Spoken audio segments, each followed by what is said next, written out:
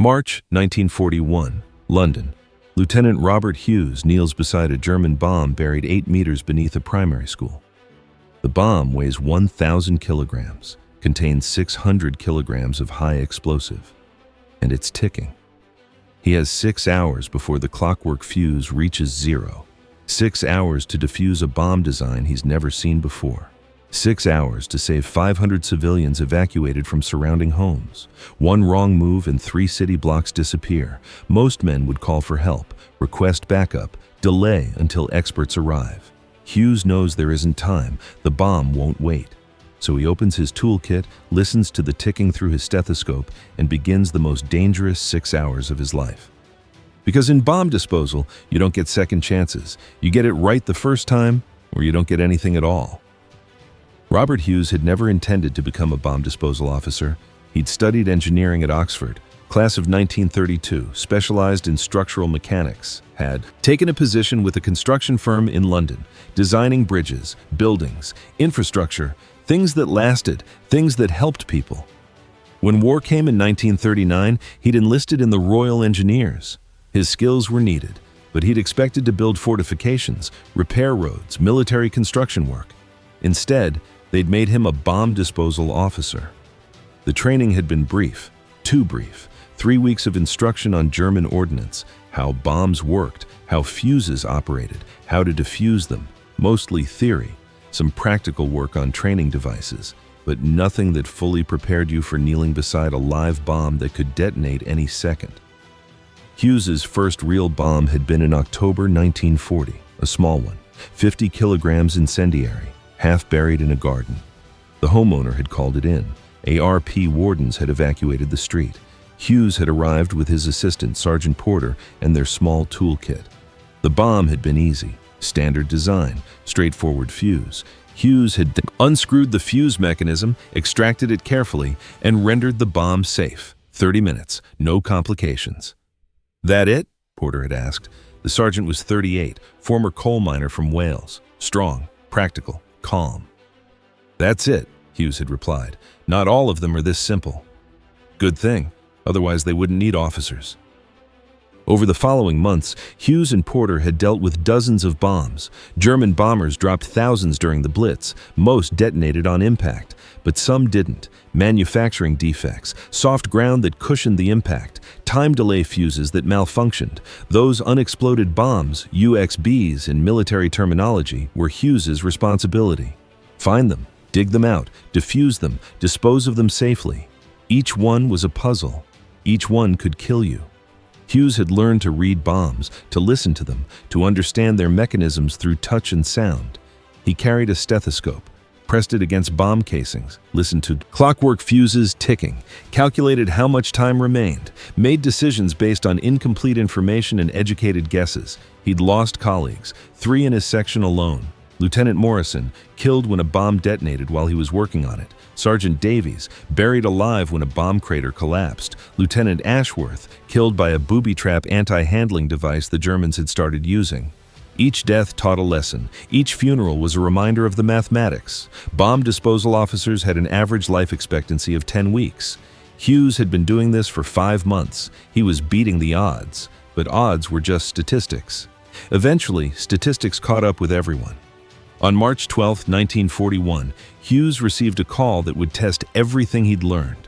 A UXB had been discovered in South London. Large one, estimated 1,000 kilograms based on crater size, had penetrated through 3 floors of a primary school building and buried itself in the basement. The school had been empty, spring holiday, but residential buildings surrounded it. 500 people lived within blast radius. "When did it fall?" Hughes asked the dispatcher.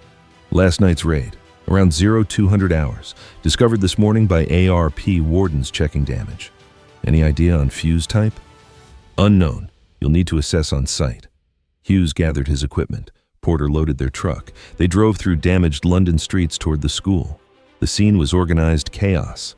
Police cordons, evacuated civilians standing in clusters watching their homes from a distance, fire brigade on standby, ARP wardens coordinating, and in the center, a destroyed school building with a bomb somewhere underneath. The local ARP warden, a man named Davies, briefed Hughes.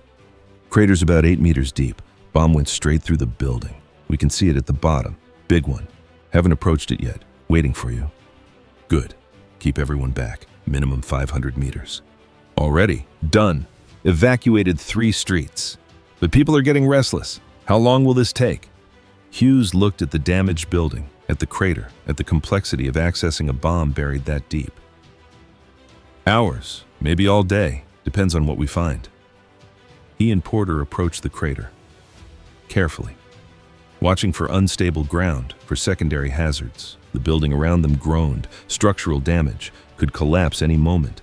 At the bottom of the crater, partially buried in debris, sat the bomb. It was massive. SC1000, German designation for a 1,000-kilogram high-capacity bomb. Cylindrical, olive-gray paint, tail fins twisted from impact, and somewhere inside a fuse, ticking, counting down. Hughes descended into the crater. Porter followed with equipment. They cleared debris carefully, exposed more of the bomb, checked for booby traps, found none. Good. Hughes pressed his stethoscope against the bomb casing, listened. There it was, tick, tick, tick, steady, mechanical, a clockwork fuse. Winding down toward detonation, he pulled out his watch, noted the time, listened to the ticking, counted. The rhythm told him everything. This fuse had been set for approximately 12 hours. The bomb had fallen at 0200. It was now 0800. 6 hours remaining. Maybe less if his estimate was wrong.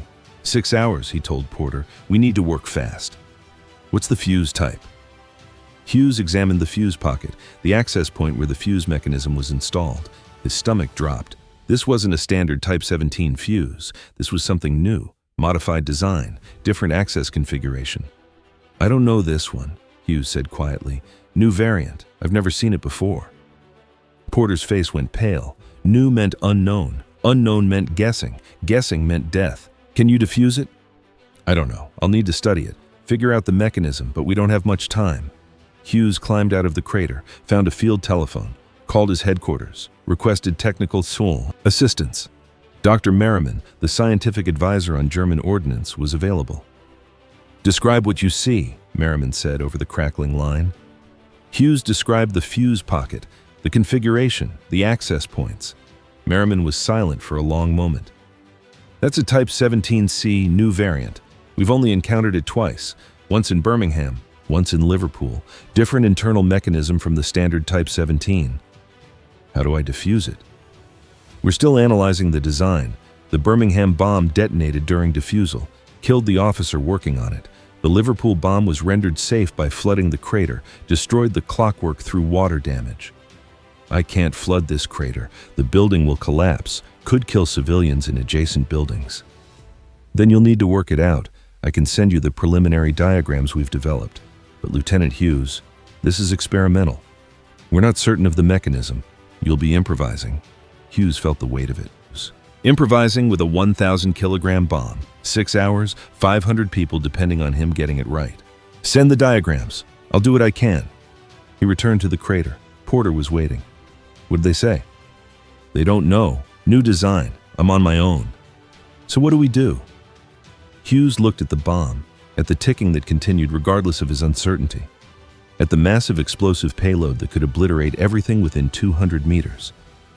We figure it out, carefully. For the next 2 hours, Hughes studied the bomb, measured the fuse pocket, sketched diagrams, compared them to the preliminary drawings Merriman had sent via motorcycle courier. The internal mechanism was complex, more complex than standard fuses, multiple gears, redundant systems, and something else, what looked like an anti-handling device. Touch the wrong component and it would detonate immediately. Porter assisted, holding tools, shining lights, taking notes. The sergeant was calm, professional, but Hughes could see the fear in his eyes. They were working on borrowed time. Every minute that passed was a minute closer to detonation. At 1100 hours, 3 hours into the defusal, Hughes thought he understood the mechanism. The clockwork had to be accessed through a side panel, not the main fuse pocket. The anti-handling device was pressure sensitive. Release pressure on certain components and it triggered. Maintain pressure and you could safely remove the clockwork. I think I can do this, Hughes said, but it's delicate. One mistake. I know, Porter interrupted. One mistake and we're dead, same as always. Hughes selected his tools, specialized wrenches, precision screwdrivers, devices designed for exactly this work. He positioned himself beside the fuse pocket, took a breath, steadied his hands. If this history matters to you, tap like and subscribe. He inserted the first tool, began to carefully unscrew the access panel. The bomb continued ticking, indifferent to his efforts, counting down regardless. The panel came free. Hughes set it aside. Inside, he could see the clockwork mechanism, gears, springs, the heart of the fuse, and there, the anti-handling device, exactly as he'd predicted, a pressure plate connected to a secondary detonator, currently held in safe position by spring tension. Release that tension and it would trigger. "I need to maintain pressure here," Hughes said, pointing, "while unscrewing the main clockwork. Can you hold this?" Porter moved into position, placed his fingers where Hughes indicated. "Like this?" "Exactly. Don't let go. Don't reduce pressure. Hold it steady." "Got it." Hughes began working on the main clockwork mechanism. Slowly, carefully. Each turn of the screwdriver was deliberate, calculated. The ticking continued, louder now that the access panel was removed, mechanical, relentless. He was 3 turns from removing the clockwork when the ground shifted. The crater wall collapsed slightly. Debris fell. The bomb moved. Just inches. But enough. Porter lost his grip on the pressure plate. The anti-handling device triggered. For one frozen moment, Hughes understood what was about to happen. The secondary detonator would fire, would initiate the main charge. He and Porter would die, instantly. The school would be obliterated, the surrounding buildings damaged, casualties unknown. Then, nothing happened. The secondary detonator had failed. Manufacturing defect, random chance, luck. Hughes exhaled. His hands were shaking. Porter was white as chalk. Did that just? Yes. The anti-handling device triggered. Should have detonated. Didn't. We got lucky. How lucky? Impossibly lucky. That never happens. But it had happened. They were alive. The bomb was still ticking. 3 hours remaining, and now Hughes knew for certain the anti-handling device was real and still active. They couldn't trigger it again, couldn't rely on another malfunction. He had to finish this. Now, before something else went wrong. Hughes took 30 seconds to steady his hands, to control his breathing, to push down the terror that threatened to overwhelm him. They'd survived, by pure chance, by a defect in German manufacturing, by luck that shouldn't exist. But they were still in a crater with a ticking bomb, still 3 hours from detonation, still responsible for 500 evacuated civilians. "Sergeant," Hughes said quietly, "we need to stabilize this bomb. Any more ground movement and we trigger the device again. Next time it might work."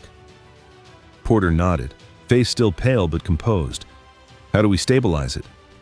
"Sandbags, timber, anything to prevent shifting. Can you get materials?"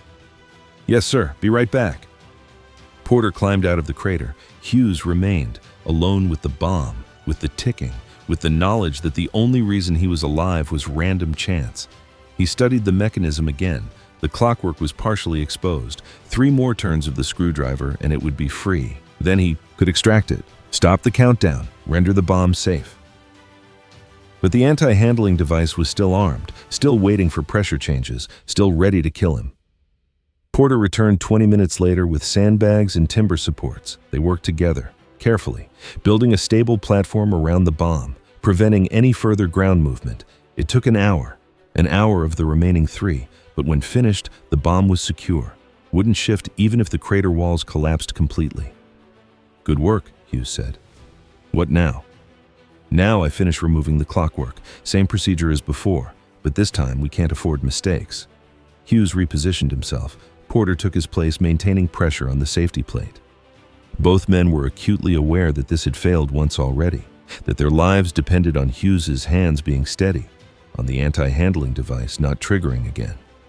Hughes inserted his screwdriver, began the careful work of unscrewing the clockwork mechanism. 1 turn, 2 turns, 3 turns. The mechanism came free. Hughes lifted it carefully. The clockwork continued ticking in his hands, detached from the bomb but still counting down. He set it aside in a container designed to safely contain the mechanism if it detonated. "Clockwork removed," Hughes said. "The time delay fuse is neutralized." Porter exhaled. "So we're done?" "Not yet. There could be a secondary fuse. Some bombs have backup systems. I need to check." Hughes examined the fuse pocket carefully, looked for any sign of additional mechanisms, found nothing. The bomb appeared to be safe, single fuse system, already removed, but appearances could be deceiving. German bomb designers were getting cleverer, adding surprises, traps for bomb disposal officers who thought they'd won. Hughes made a decision. We're going to assume there's a secondary fuse, which means we need to steam it. Steaming was a technique developed by British bomb disposal. Pump live steam into the bomb casing through the fuse pocket. The heat and moisture would destroy any remaining electrical or clockwork mechanisms, make the bomb completely inert. But it took time and equipment they didn't have in the crater. I'll need to request a steaming unit, Hughes said.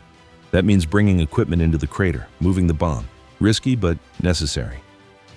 He climbed out of the crater, made the call. The steaming unit would arrive in 90 minutes. Until then, they waited. Hughes sat on a pile of rubble, smoked a cigarette. His hands shook slightly.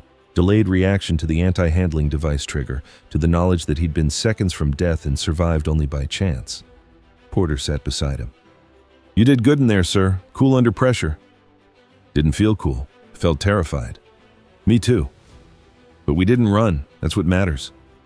Hughes thought about the other officers, the ones who died. Morrison, Davies, Ashworth. They hadn't run either. They'd stayed, done their jobs, and died doing them. How long you been doing this, Porter? Since October, 5 months. Same as you, sir. You ever think about quitting? Porter laughed, bitter. Every day, every time I see a bomb, but then I think about what happens if I don't do it. Who defuses the bombs? Who keeps people safe? Someone else? Maybe. Or maybe no one, and people die. I can live with being scared. Can't live with knowing I quit and people died because of it. Hughes understood. That was why he stayed too. Not courage, not duty. Just the inability to walk away when people needed him. The steaming unit arrived at 14:30 hours. A truck with specialized equipment, hoses, steam generator, technicians who knew how to operate it. Hughes directed them into the crater. It took 30 minutes to set up, connect hoses to the bomb's fuse pocket, start the steam generator, begin pumping superheated steam into the bomb casing. They'd steam it for 2 hours, long enough to destroy any remaining mechanisms. Then, the bomb would be completely safe, could be moved, disposed of properly. Hughes and Porter waited at the crater edge, watching, monitoring, making sure nothing went wrong. At 15:15, 45 minutes into steaming, the building groaned, shifted. The crater wall nearest the building began to collapse. Everyone out, Hughes shouted. Clear the crater, now! The technicians scrambled, grabbed equipment, ran. Hughes and Porter backed away as the wall collapsed, tons of rubble falling into the crater, burying the steam equipment, covering the bomb. When the dust settled, the crater was a mess. The bomb was buried again. The steam hoses were torn, the equipment destroyed. Damn, Porter said. Now what? Hughes assessed the situation. They'd been steaming for 45 minutes, not the full 2 hours, but maybe enough. Maybe the remaining mechanisms, if they existed, had been destroyed. Or maybe not. We need to dig it out again, Hughes said. Make sure it's safe. That'll take hours. It's already 15:30. By the time we dig it out, verify it's safe. I know, it'll be dark. We'll work through the night if necessary. They started digging, carefully. The bomb was deep under rubble now. Had to be excavated all over again. Hughes and Porter worked together, moving debris, clearing access. At 1700 hours, they'd cleared enough to see the bomb. It was intact. The steam hoses were still attached but no longer functioning. The fuse pocket was exposed. Hughes descended, examined the bomb carefully, listened with his stethoscope. No ticking. The clockwork had been removed. No secondary sounds, no indication of additional mechanisms. He made a judgment call. It's safe. The steaming was long enough. No secondary fuse. You sure? No, but I'm confident enough. We've done everything we can. The bomb is neutralized. They called for a crane, heavy equipment to lift the bomb out of the crater. It would take hours to arrive, to set up, to safely extract a 1,000-kilogram bomb from 8 meters down. But the immediate danger was over. The fuse was removed. The bomb was safe, or so Hughes believed. At 18:30 hours, as they waited for the crane, Porter was down in the crater checking the bomb's position for the lift. Hughes was at the surface coordinating with the crane operators. Then the building shifted again. More structural collapse. The crater wall on the opposite side gave way.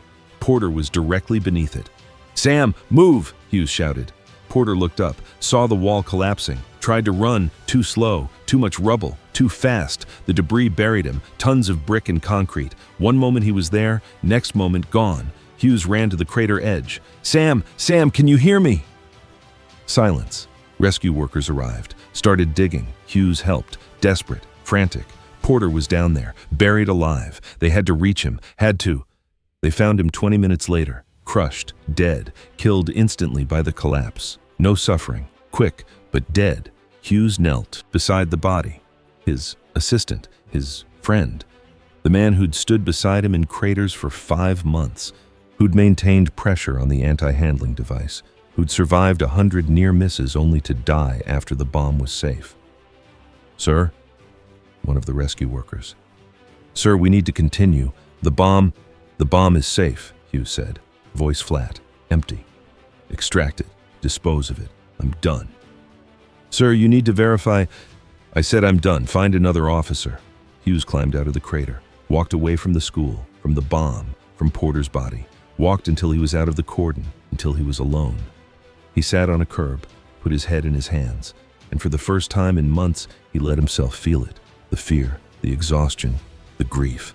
Porter was dead, 3 others before him. How many more before this war ended?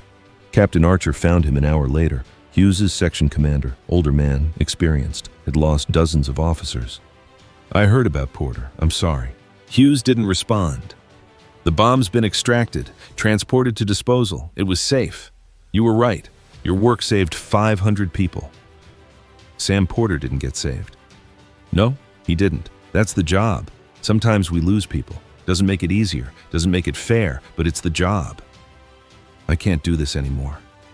Archer sat beside him. "You can. You will. Because we need you. Because there are more bombs, more people to save, more Sam Porters counting on us to be strong enough to keep going." He died for nothing. The bomb was safe. He died after we'd won. He died doing his duty. That's not nothing. That means everything. Hughes looked at Archer, at the older man's tired face, at the weight he carried. "How do you do it? How do you keep going after losing so many?" "I remember why we're here. We're not here to survive. We're here to save others." Sam understood that. He chose this job, same as you, same as me, and he died protecting people who'll never know his name. That's heroic. That's meaningful. That's enough. Hughes wasn't sure he believed that, but he didn't have the energy to argue. He just sat there, on a curb, in damaged London, while the war continued around him. Eventually, he stood, returned to headquarters, filed his report on the SC1000, on the Type 17C fuse, on the procedures that worked, on Sergeant Sam Porter's death. Then he went home, to Margaret, who held him while he cried, who didn't ask questions, who just let him be broken for a few hours. Tomorrow there would be another bomb, another crater, another countdown. The war didn't stop for grief, didn't pause for loss, just continued, grinding, relentless. And Hughes would return to it, because Archer was right, because people needed him, because quitting meant others would die, because Sam Porter had believed this work mattered, and Hughes owed him the dignity of continuing. But tonight, he grieved. For Porter. For all of them. For the mathematics that said most bomb disposal, officers didn't survive the war. For the knowledge that his turn was coming. Someday. Some bomb. Some mistake. Tonight, he was alive. Porter wasn't. That was the only certainty in this work. You lived or you didn't, and the bombs kept falling regardless. Hughes returned to duty 3 days after Porter's death. Captain Archer had offered him a week, time to process, to grieve, to heal. Hughes had declined. 3 days was enough. More time meant more thinking, more remembering, better to work, to focus on bombs, to lose himself in the mathematics of survival. His new assistant was Corporal William Hayes, 22 years old, fresh from training, eager, terrified. Everything Porter had been before experience hardened him. "Heard about Sergeant Porter," Hayes said on their first day. "I'm sorry, sir." "Don't be sorry, be careful. Do exactly as I say. Think before you act. That's how you survive." "Yes, sir." They received their first call at 0900 UXB in Bethnal Green, 250-kilogram bomb. Straightforward by Hughes's standards now. Standard fuse type. No complications. They defused it in 90 minutes. Hayes performed well. Steady hands, good instincts. You did good, Hughes told him afterward. Didn't feel good. Felt terrifying. That never changes. You just learn to work through it. Over the following weeks, Hughes and Hayes dealt with 17 more bombs, sizes ranging from 50 kilograms to 500 kilograms, various fuse types, some time-delayed, some impact fuse that had malfunctioned. Each one was a puzzle. Each one could kill them. Hughes worked methodically, applied the lessons he'd learned, survived. Hayes learned quickly, asked questions, paid attention, reminded Hughes of himself 6 months ago, before Porter, before the Type 17C, before understanding the true cost of this work. In May 1941, the Blitz ended. The German bombing campaign shifted to other targets. The nightly raids on London stopped. The city exhaled, began rebuilding, began counting the cost. But UXBs remained, hundreds of them, bombs that had fallen during the Blitz but hadn't been discovered yet, hidden in rubble, buried in gardens, waiting in basements, each one still dangerous, each one still needing disposal. Hughes continued working, day after day, bomb after bomb. The work became routine as diffusing explosives could be. He developed systems, protocols, ways to minimize risk while maximizing efficiency. He trained new officers, shared what he'd learned, the tricks, the techniques, the warnings about Type 17C fuses and anti-handling devices. Some listened, some didn't. The ones who didn't usually died quickly. By August 1941, Hughes had defused 63 bombs, lost 2 more assistants, one to a booby trap, one to a premature detonation. He attended their funerals, wrote letters to their families, added their names to the list he carried. Porter, Morrison, Davies, Ashworth, Collins, Edwards, names that mattered, lives that ended in craters. Margaret asked him to stop, to request transfer, to find safer work, engineering, construction, anything else. "You've done enough," she said one night. "You've saved hundreds of people, thousands maybe. You don't have to keep doing this." "Yes, I do." "Why? Why does it have to be you?" Hughes didn't have a good answer. Just knew that stopping felt wrong, felt like abandoning something, someone. Porter had died doing this work, the others too. If Hughes quit, their deaths meant less, meant nothing. "Because I'm good at it," he said finally. "Because I know how. Because if I stop, someone less experienced takes my place, and they might die. I can't carry that." Margaret understood. Didn't like it, but understood.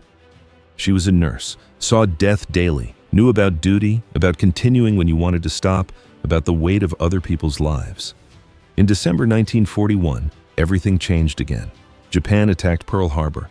America entered the war. The tide was turning, slowly, but turning. Hughes continued his work through 1942, through 1943. The German bombing of Britain had mostly ended, but UXBs kept appearing. Construction crews found them. Farmers plowing fields discovered them. Children playing in ruins stumbled across them. Each discovery meant a call to Hughes. Each call meant another descent into a crater, another confrontation with death. By 1944, Hughes had defused 117 bombs. He'd lost 6 assistants total, had trained 23 officers. 12 of them were dead. The mathematics were brutal. Bomb disposal officers didn't survive. The job killed you eventually. Everyone knew it. Everyone accepted it. You just tried to postpone the inevitable as long as possible. In June 1944, D-Day happened. Allied forces invaded France. The war was entering its final phase. Germany was losing, slowly, bloodily, but losing. Hughes received new orders. His expertise was needed in France. German forces were retreating, leaving behind booby-trapped buildings, minefields, and bombs, unexploded Allied bombs from months of strategic bombing. Someone had to clear them, make the territory safe. That someone was Hughes. He shipped to France in July, brought Hayes with him. Corporal Hayes was Sergeant Hayes now, promoted, experienced, good at the work. Together they cleared German defenses around Caen, around Falaise, around villages whose names Hughes couldn't pronounce. The work was different here. More variety, German demolition charges, Allied bombs, mines, artillery shells. Each required different techniques, different approaches, but the fundamental principle remained. Identify the threat, understand the mechanism, neutralize it carefully. Hughes worked through France. into Belgium, into the Netherlands, following the Allied advance, clearing the path, making liberated territory safe for civilians returning to their homes. In April 1945, the war in Europe ended. Germany surrendered. The killing stopped. Hughes was in the Netherlands when he heard. He and Hayes were working on a German munitions depot, disposing of thousands of shells and bombs, making sure they didn't kill anyone after the war ended. "It's over," Hayes said, reading the notice. "Germany surrendered. We won." Hughes felt nothing. No joy, no relief, just exhaustion. The war had ended, but his work hadn't. There were still bombs, still unexploded ordnance, still dangers that needed addressing. "Good," Hughes said. "We still have work to do." They continued, through summer, into autumn, clearing the remnants of war. By October 1945, the major work was done. Enough of the unexploded ordnance had been cleared that regular military engineers could handle the rest. Hughes received orders to return home, to England, to civilian life. He mustered out in November, 5 years after joining. 5 years of craters and bombs and fear. He'd survived, against impossible odds. 143 bombs defused, 27 officers trained, 8 assistants lost. Hundreds, maybe thousands, of civilians saved. He returned to London, to Margaret, to the small house they'd bought before the war. She'd kept it maintained, kept it ready, kept hoping he'd come home. "You're really here," she said when he arrived, holding him, not letting go. "You're really alive. I'm here. For good? No more bombs? No more bombs." He tried to return to civilian life, applied to his old engineering firm. They welcomed him back. Bridge design, structural analysis, the work he'd trained for originally, work that didn't involve explosives or death or craters. But it felt wrong, felt trivial. What did bridge stress calculations matter when he'd spent 5 years deciding if bombs would explode? How could he care about building codes when he'd watched friends die? The nightmares started.